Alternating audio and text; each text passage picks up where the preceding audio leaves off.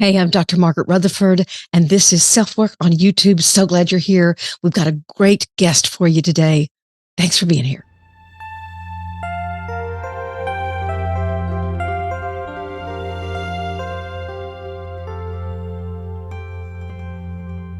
We have Erin Diehl, and she's just a joy. And as I said in the intro, she was kind enough to come back on and let me re-record her, or actually record her for the first time.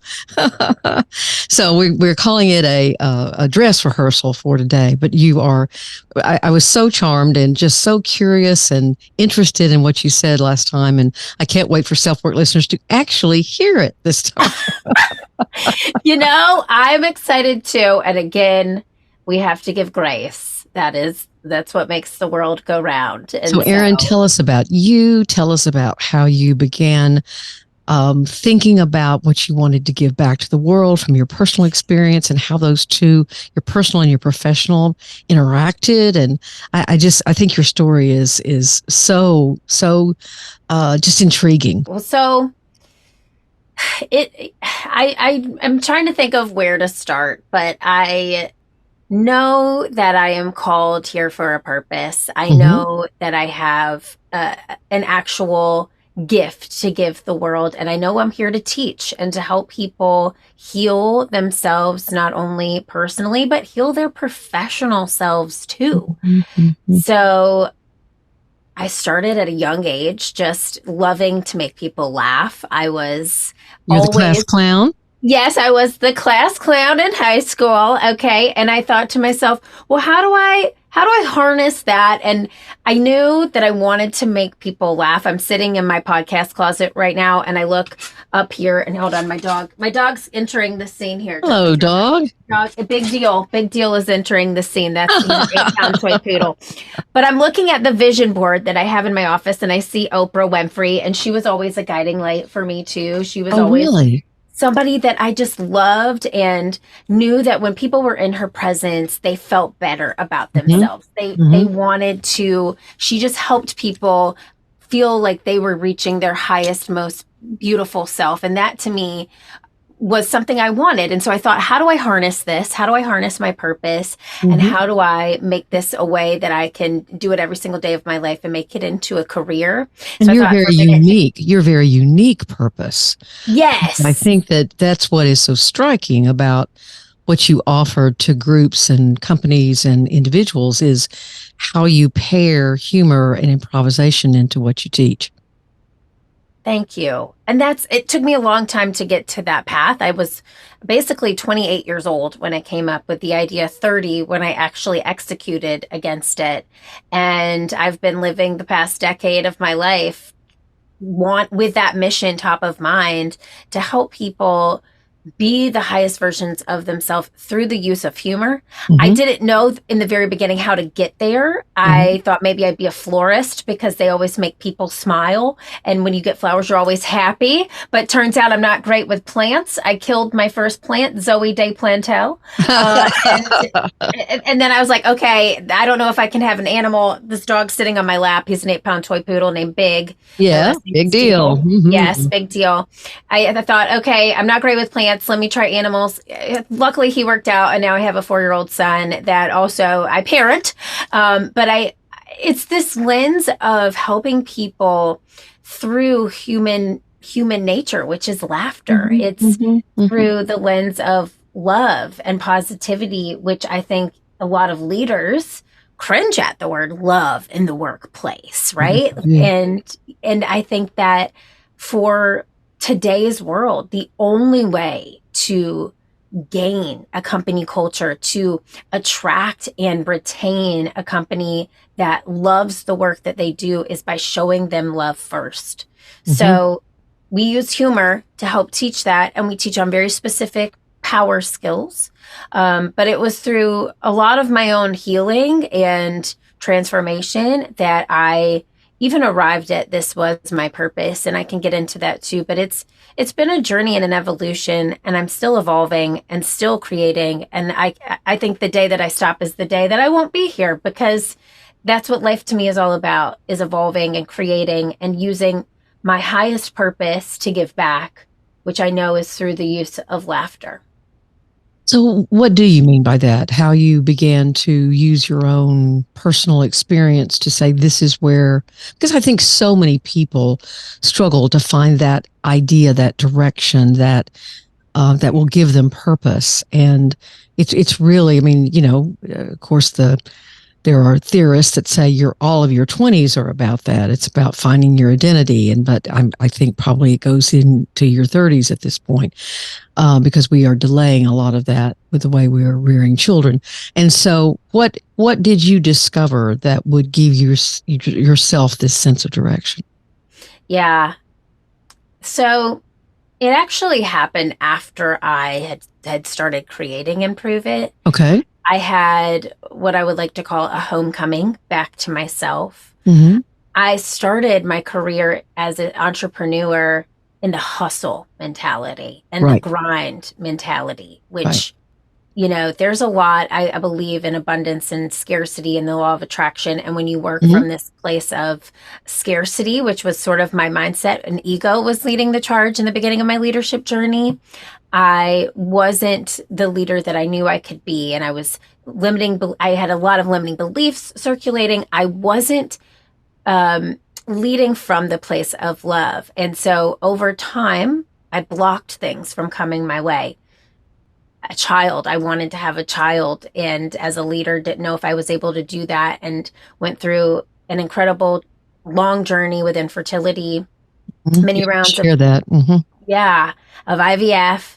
And then finally, I had my miracle baby in 2019. Congratulations. Thank you. And I know you have a miracle baby as well, I a son. do. He's We both 29. Yes. And mine's 4, but it's been such a journey of watching his growth, and he is my greatest teacher. But that was something that, as a leader, I had to really overcome, is how do I go from this rush, upset me to Right. a different version of me, an upward me, an evolutionized me. So I started a mindful practice through that journey of meditation. But as that journey continued, I went from having this miracle baby into the global pandemic, where my business turned upside down because Sure we were did. completely in person, had to become completely virtual. Let's make sure we understand. Tell us exactly what the direction of your Improve It business is. You go to businesses and put on workshops and that kind of thing, right? Exactly. We do workshops, keynotes, and entertainment, Mm-hmm. all of Mm-hmm. which was in person. Of course. So, Of course. yes. So 2020, Devastating. yeah, devastating. And we had just completed this 85-page growth plan for our business for the next 5 years, which was developing our company in different markets in person. And so that had to be completely shredded. The same time in 2020, my mother had a stroke and was in the ICU, and was, this was during COVID, so I couldn't be there for her. We were getting FaceTimes from nurses, all of those things. And at the same time, while I'm trying to keep this business alive, this 6-month-old baby alive, and be there for my family, I am also moving across the country. We decided to move to be closer to my parents. Mm-hmm. And all of this manifested into physical chronic pain. Mm-hmm. And it was rooted in my back and my shoulders. I went to every practitioner possible, chiropractors, general practitioners, acupuncturists. I did cupping. I did Reiki. I did everything that I thought I was supposed to do to heal this pain, and it was undiagnosable. Mm-hmm. So what I really had to do was internalize and look within instead of look outwardly to what was going on. And I read a book by Gabor Mate called When the Body Says No. Mm-hmm. Mm-hmm. And I realized that I was repressing all types of emotions from myself. I was angry for the infertility I had to go through. I was angry at the universe for changing my business and almost taking the life of my mother.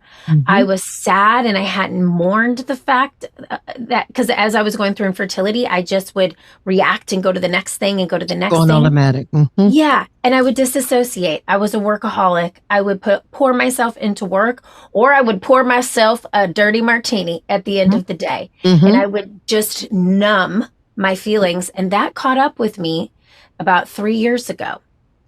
And It got dirtier and dirtier.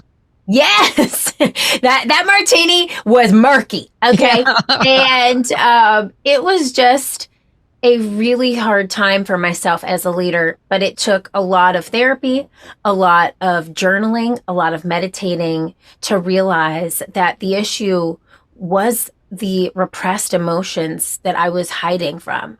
And so when I dug into them on a deep, deep level, my Hmm. pain disappeared. It was not overnight, it took lots of time. Sure.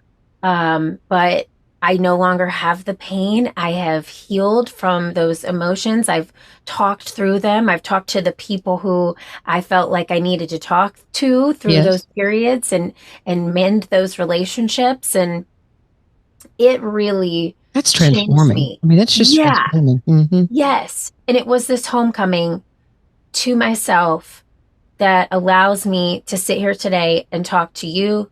I just wrote a book. Like, I know that that healing was the catalyst for that creativity to be born. Hmm. Hmm.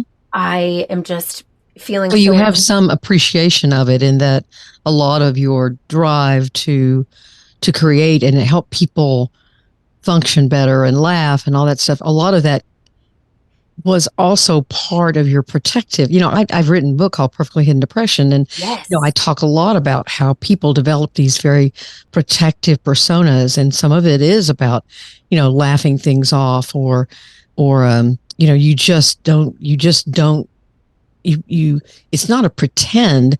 You just don't want to allow those painful emotions any airtime, and you don't know how, and you don't know that it's important, and so they manifest in all kinds of different ways. And I think physical pain is obviously one that is extremely important.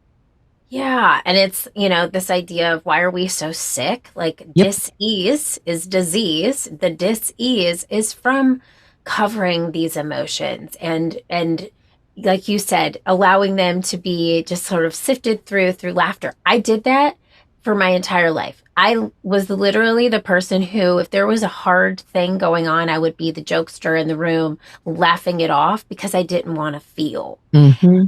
And I think, Fascinating. yeah, I now feel. I feel on a deep level, extremely empathetically. And it's through that lens that I know the company that I run, the people that I serve, the people I lead are able to show up as their highest selves because I am allowing myself to do that. And I'm showing them that it's okay to be human and Mm-hmm. have issues. And That's your mantra, which I love on a lot of different levels, is get comfortable with the uncomfortable. And mhm, sometimes it is pain, or it is embarrassment, or it is anxiety, or it is a whole range of things that make you uncomfortable. And yet that's where you want to go. That's where you need to lean into that. So let's talk about improvisation a little bit. yeah. Tell me about the magic of improvisation and how an individual sitting here going, well, wait a minute, I don't run a company, or I don't, maybe this might be something I could hire her for my company, but how does this apply to me as an individual? Yeah. So, okay, that mantra, get comfortable with the uncomfortable, is an improviser's mantra.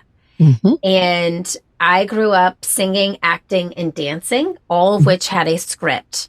The Mm-hmm. moment I entered an improv class, I had the sweatiest armpits. It was exposure therapy for me because there was no script. It requires you to let go. It requires you to be present in the moment. It requires you to bring everyone into the scene of your life.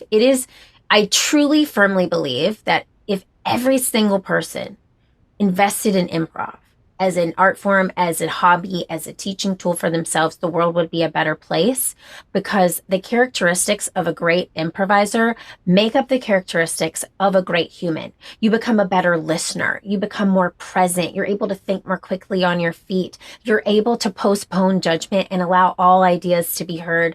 You are in the scene with the people around you. It's not you, the star. It's you, the people collectively. Sure. So it's such a collaboration tool, and it's just truly is a life-changing teaching tool So that tell I them have what watched. improvisation is as best you can. Yes. Okay. Like Well, if I do somebody know. walked into an improv class Yeah. and they did their first improv exercise, what would that sound like? What would that look like?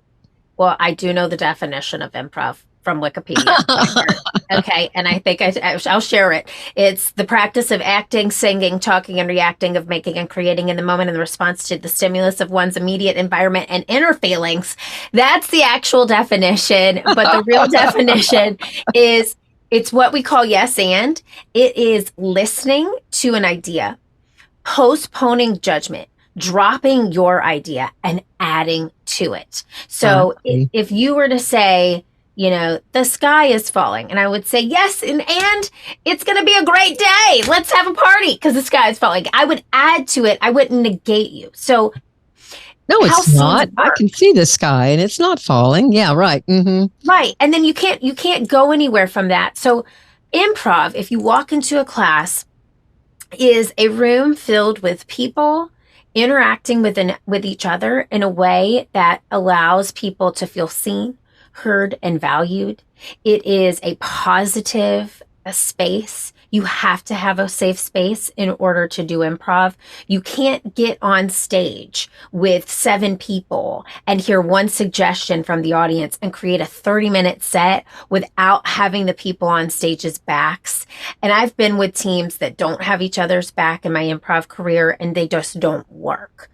I Sure. actually was part of a team called Going Nowhere, and that's exactly where we went, because we did not yes and each other. So it is all about, oh, you're good. I just think it's very hard to describe because it is an experiential thing. Because when you are in, and I know you've done it, which I love. Yeah, it's like this just gel of energy. It's responding to each other's energy, but with the best form of energy. It's responding with positive love, acceptance, and pure collaboration. And so on an individual level, that's how it reaches humans. On a team level, it takes a divided team and it allows them to collaborate in a way that they never would before and see each other differently. It humanizes the work experience. I could just go on and on, so stop me and I'll stop. So what I want to try to break down for people is as I'm listening and I think about how I use improvisation myself as a therapist, I think that when someone is talking, I can either be sitting there thinking, what am I going to respond? Or I can be really listening and like you say, yes, and I can say, and how long have you felt this way? Or and what do you do when you feel that way? Or show me. It's not, we're not entertaining anyone. So it's that kind of putting your own decision making, your own need for a conversation to go a certain way and letting the other person lead it, and then you follow, and then they follow you and you follow them, and it's an exchange, and it's fun to do. And in fact, I have prescribed it, quote unquote, for especially my really anxiety ridden patients, that it's a wonderful environment. We have a university here in my region, and they give improv classes, and whereas some of the theater groups do too. And so I think it's a great experience. It really is. And it's exactly what you said.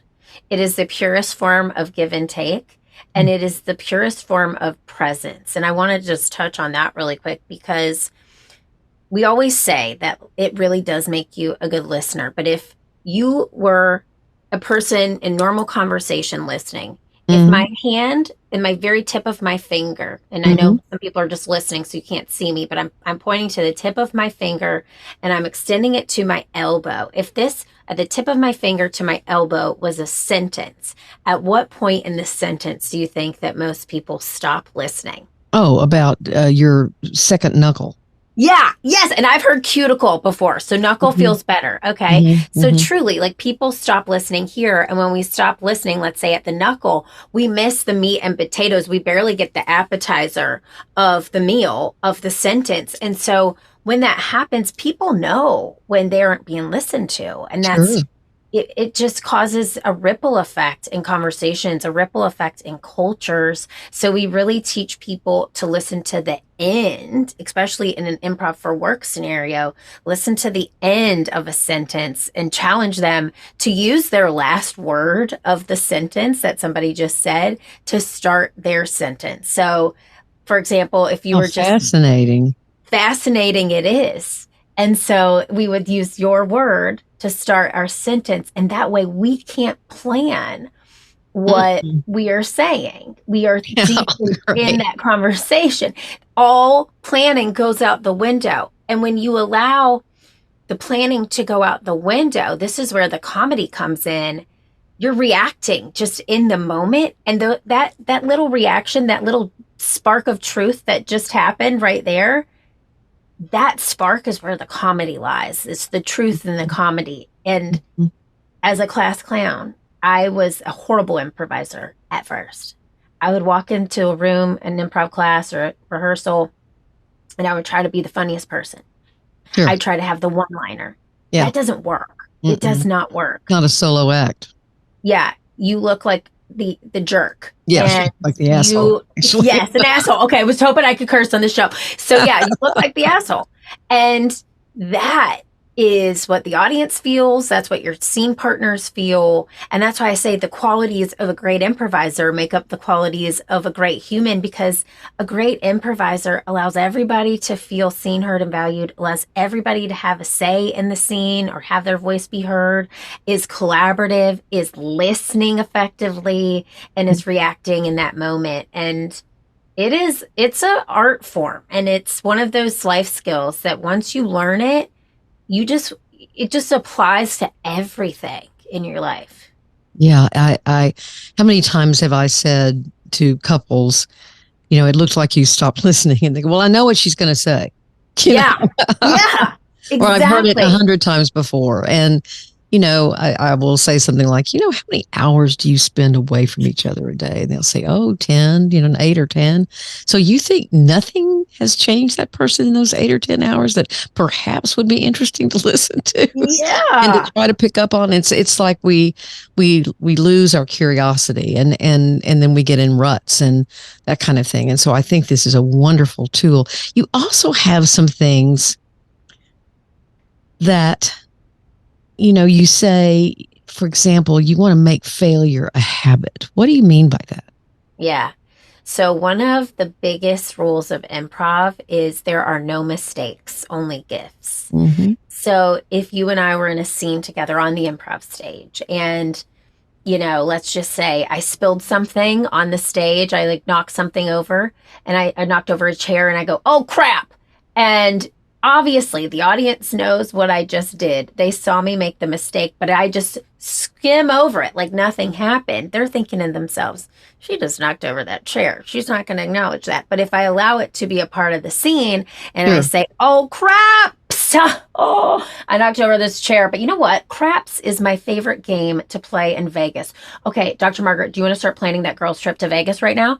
I And then, love Vegas. I love Vegas. I love Bette Midler. I got to see her, except there was a big column in my way.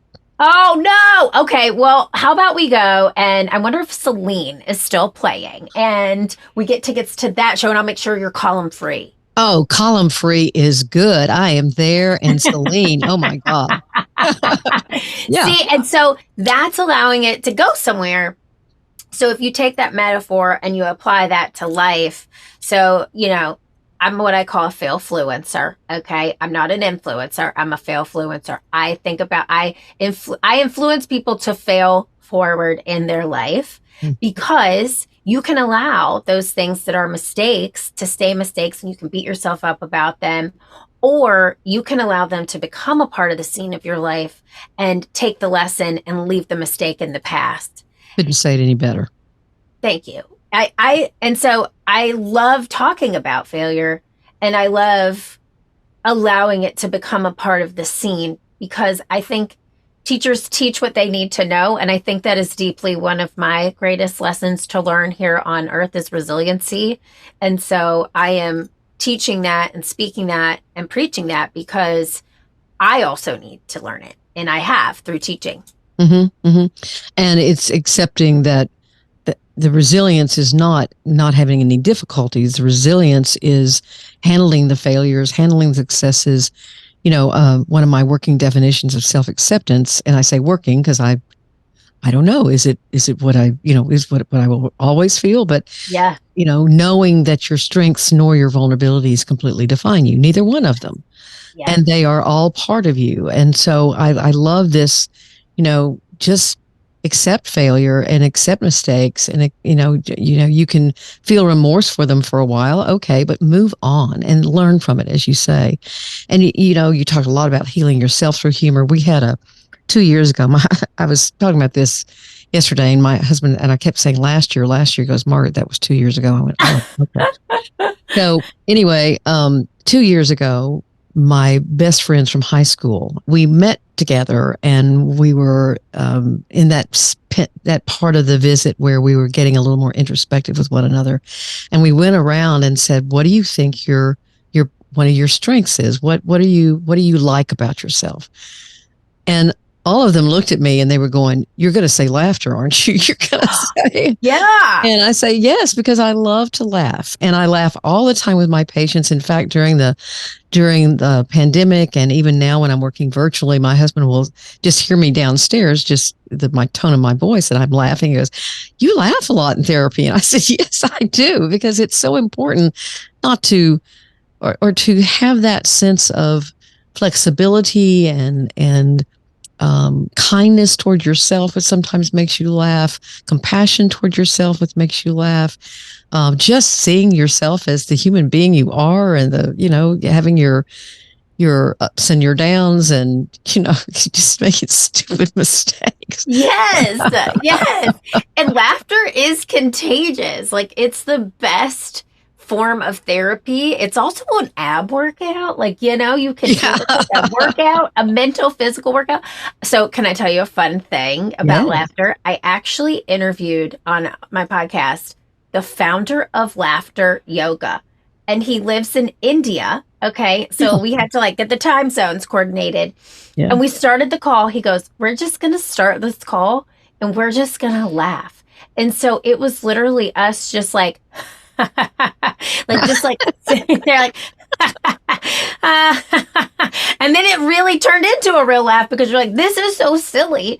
And the whole conversation was so laughter filled, and he uses laughter as a way to do yoga for the brain and help heal people. And it's just this beautiful tool that we're given that sometimes we don't use enough. And I think that it's wonderful that that's what you said about yourself, because it's a blessing to have. I don't know what they call it now. We called it an annual. It was like what came out your senior year of high school. And in mine, it says Margaret spends most of the time with one foot on the ground and the other in her mouth. Yes. Yes. Okay. Let me tell you. That could have gone next to my picture in my yearbook too. Okay, listen. And that's Failfluencer. No mistakes, only gifts. I've learned over time. Erin, shut your trap. But I think it's so important to embrace it, because if we don't, we're just wasting a natural gift that we've been given. Sure. So if you are a part of a company or a business or whatever that you think you could use Erin's services on, Improve It. They go all over the world for seminars, and that would be great. But I really wanted to focus on how individuals could use this, and I think we've done, hopefully. Maybe we failed at that. I don't know. Yeah, maybe. And you know what? I'm going to say fail yeah for that. If we fail. Yeah. Well, I do have one thing that I can give somebody to use on an individual basis. Right. a great activity that you can use anytime you are feeling down and you are feeling, if you are feeling anxiety that is pulled from the improv stage, and it's called New Choice. So can I use you, Dr. Margaret, as my guinea pig here? My heart rate just went up.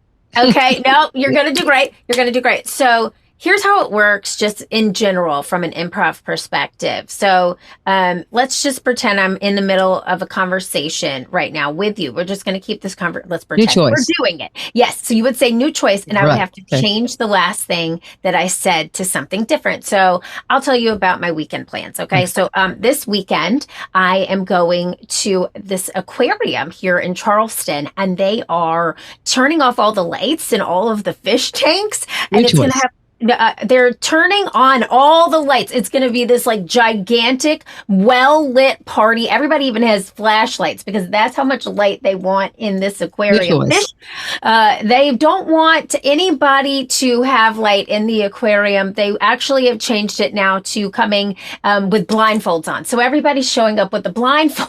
And you're going to have to just walk around the space. You're going to have to run around the space in a blindfold. Okay, so you get where I'm going with that. So that's how you play it in an improv perspective. But how you can apply it to your life is if you are thinking a negative thought, if you are in a spiral of anxiety and you need to just whip yourself out of it, you just hit a clap and say new choice. So let's say I'm spiraling. I got to give a talk tomorrow night. Okay. And so I'm spiraling about, I'm going to this talk and I don't know a single person in that room. New choice. I'm going to walk in that room and make one new friend right away. And that person's going to be my buddy and they're going to cheer for me when I get on that stage. So you're taking that negative thought, you're replacing it with a positive thought. One thing I forgot to mention, when you clap and you tell yourself new choice, automatically forgive yourself for that negative thought. That's really important to remind yourself, like, it's okay. I'm human. I'm going to have negative thoughts. The most positive Pamela in the world still has negative thoughts about themselves. So forgive yourself and then redirect it. But that clap, new choice, just snaps you out of that spiral. The forgiveness allows you to see yourself as human, and the redirection just gives you a new perspective. Words really matter because the words we say are from the thoughts that we think. So our thoughts affect our words affect our actions. And so the more kind things that we can think, the more kind things we can speak, the more kind we can leave the world and leave our imprint on it. So I just think it's a really cool thing if that hopefully got the individuals something to leave with, so we didn't fail on that one. Yeah, and the cognitive behavioral people would love that too, because they of course think, your thoughts lead to your emotions. And yeah, my clap is not a physical clap, but I'll say to people, just say stop it. Yeah. And then go on to every person that I know now was someone I didn't know. Yes. Every person. I didn't know them, before I met them. So anyway, you're right. And I think that's great. And it's not false talk. You're not trying to convince yourself to not have those negative feelings, but to balance them out and to not let them just send you down this negative, spiral, as they call it. Well, great suggestion. So how can my audience find you, Erin Diehl? Oh, you're so sweet. Well, you can check out my podcast, the Improve It podcast, which Dr. Margaret is going to come on in the new year. I'm very excited. And you can just check me out on it'serindiehl.com or at it'serindiehl on Instagram. Diehl is Diehl, right? That's right. And this is my dog, Big Deal. How about Big? Your child is not named Big, is it? No, it's Jackson. But I thought about naming him Dunn. D-U-N-N. Or if it was a girl, Sealda. Seal the deal. I got it. I had to repeat that one out loud. I was like, did I say that? So it's a fun last name. I married into this name. And I was very grateful because I love a good pun. So, I almost didn't marry my now husband, who's my number 3, because my number 1 was also named Rutherford. No! I finally said, well, I can get out the old towels. They'll still work. That is hilarious. Because I'm a good Southern girl and I've got, that's right. you got the monograms. Monogram towels, sure. That's right. That is right. I know about a monogram towel. Okay, I sure do. You are so awesome. Thank you so much for this conversation. And I'm so excited to have you on our show too. I'm excited too. Our audience is going to love you. We'll celebrate the new year. That's right. That is right.